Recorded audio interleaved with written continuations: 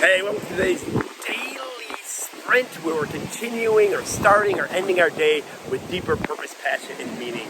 And I love the quote that I read a while back, and it was, some of us are living in a familiar hell because we're afraid to pursue an unfamiliar heaven. And there's so much, when you really unwrap that and unpack that, there's so much more meaning than just kind of the superficial at top.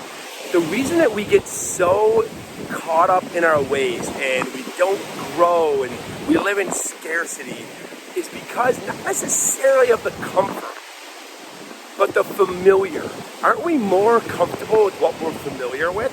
You know, like, hey, we're familiar with Italian food. That's just what we're familiar with, so that's what we know, and that's what we tend to eat. We don't ever try the Greek food because we never tried it before. So we stick with that familiarity. And because of that familiarity, we just live in this comfort. And I would challenge us all to look beyond the familiar, okay? Because is familiar really panning out for you? You know, are we living the life that we want to live right now with this familiarity?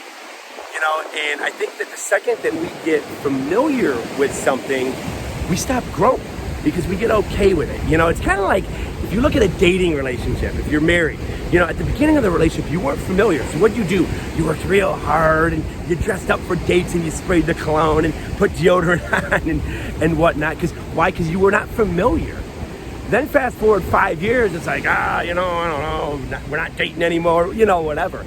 That's why it's so important. And that's why a lot of marriages fail, because they just get too familiar, too comfortable with each other that they stop trying to grow into the unfamiliar. They stop saying, you know what, let's do some marriage workshops, let's do some marriage retreats, let's get unfamiliar, let's read some marriage books together, you know, let's go to our church group marriage counseling or whatnot. All unfamiliar things they've never done before, right? But those are the exact same things that are going to grow that marriage. Your business, your finances, your fitness is all no different.